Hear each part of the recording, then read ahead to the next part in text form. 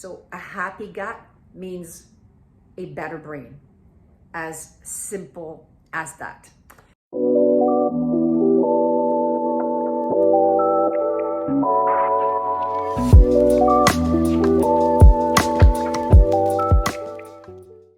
Hello everybody, welcome back to the Midlife Wellness Hub, where we intend to give you all practical strategies for navigating the wonderful journey of perimenopause to postmenopause. And as your host, Annie Goodrow, I'm a nutritionist and menopause health coach. We're going to be talking about the mental health aspect of what we're going through here, right? So we know that actually almost 20% of all women going through perimenopause and a few years after menopause will have actually experienced depression, right? 20%. So that means that we really need to take action on this.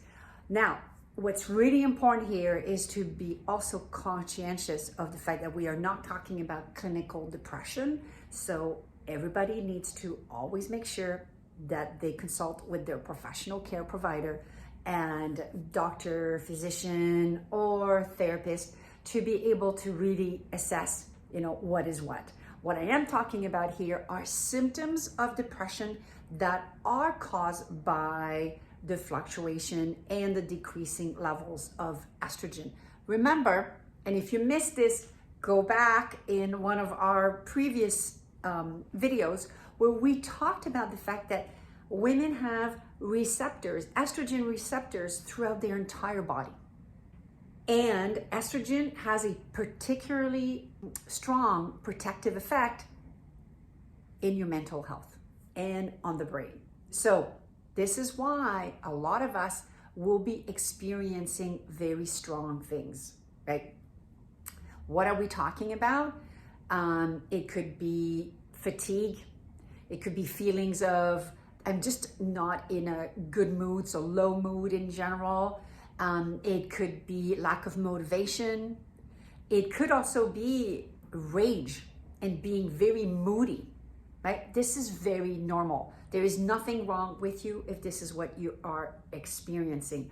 Obviously, really challenging, very difficult to navigate this. So we want to make sure that we are dealing with this in a really, really serious way. And there are many things that we can do. So I am going to talk to you today about supplement, diet, and activity to build around depression and mood at menopause. And a lot of this is only to support you overall with your journey. So let's talk about what you can do. One of the best things for your health, and I'm going to repeat this many times on this Menopause Hub, is the fact that we need to really be adopting a Mediterranean framework of eating, right? What does that mean for you? It means 5-6 portions of plant food every day, particularly leafy greens, right? What are leafy greens? Spinach, kale, cabbage, things like that. Also, what you want to be looking at are cruciferous vegetables. Cruciferous vegetables, broccoli, Brussels sprouts, cauliflower, right? Those are also particularly important for your overall mood, right? All of these things are really good to get to I'm going to try to show you your gut health, right? So this is where a lot of your dopamine, your serotonin, happy hormones like GABA are made. So a happy gut means a better brain, as simple as that. So we've covered the vegetables part.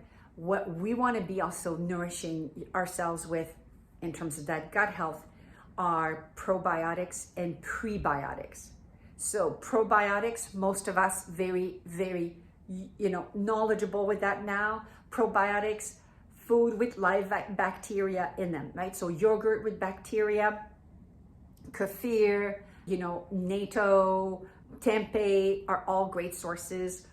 sauerkraut, but the refrigerated kind, not the one that has been pasteurized, because that's delicious, but it doesn't have the probiotic.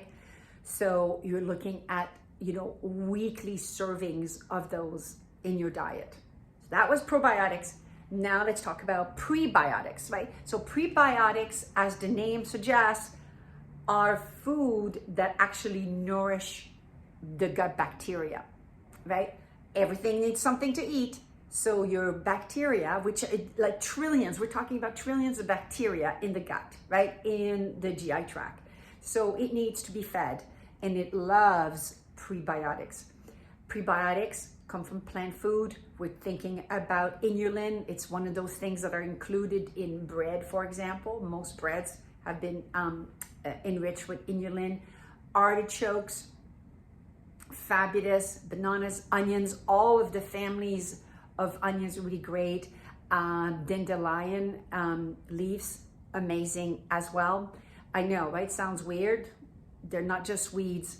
They're actually also good for eating. They're a little bit bitter. Fantastic. Overall, your gut loves plant foods. You're always helping when you are eating legumes, right? The lentils and all of this of the world, and vegetables and fruit will be really great. So we've got our vegetables, our cruciferous, our leafy greens, probiotics, and prebiotics. What else do we need? Of course, a good dose of fat, right? Good, healthy fats. Not all fats are created equal. So in this case, nuts, avocado are really great fats for supporting depression and good mental health.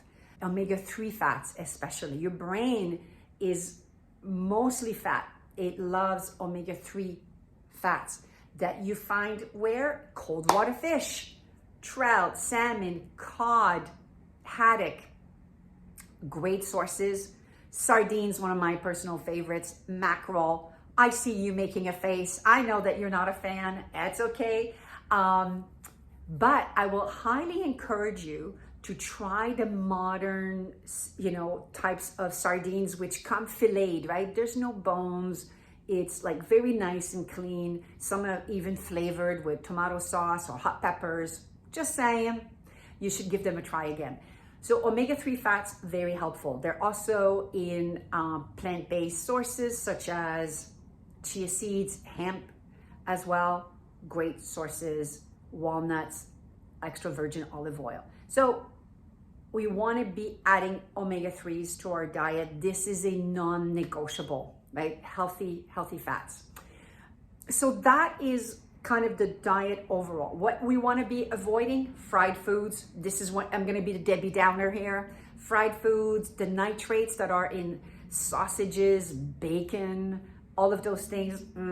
And also all of these inflammatory fats. So what does that mean, Annie? It means things like margarine, things like canola oil, safflower oil, sunflower oil, palm oil, and we want to eliminate those. It is impossible, however, to completely eliminate them, because I will assure you they are in every food restaurant cooking, that because they are cheap. Canola oil, is a fraction of the price of extra virgin olive oil. Got it, right?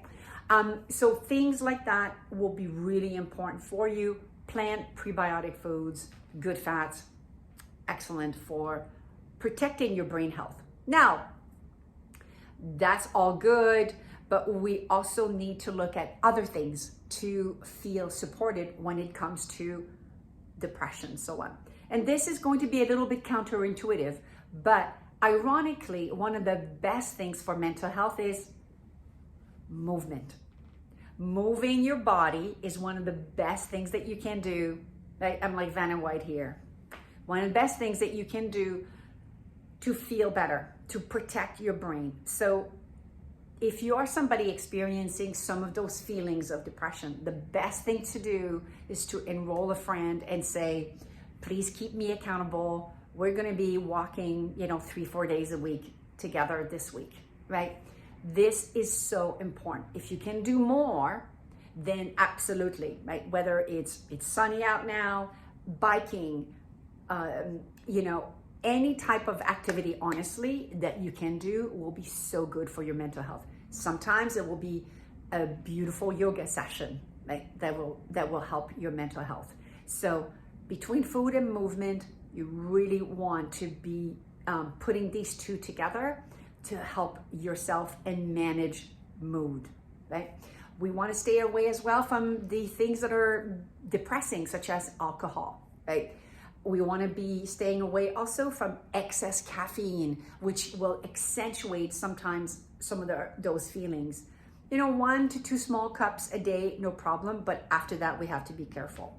One of the doctors that I follow also recommends a supplement called Shisandra, and showed to help with some of those feelings of depression as well. So something for you to take a look at. Like any supplement, absolutely any supplement, you must check with your pharmacist or your doctor if you are taking any other medication to make sure that there are no contraindications. So remember, 20% of women during this journey of menopause will experience some of these feelings, right? Irritability, fatigue, lack of motivation, feeling like, ugh, right? Being easily, you know, pissed off and angry. So it's important to acknowledge what is going on. It's really important for you to share this with your partner, your families, because people need to be able to support you. And the last thing I want to share with you that will also be very helpful can be some therapy, right?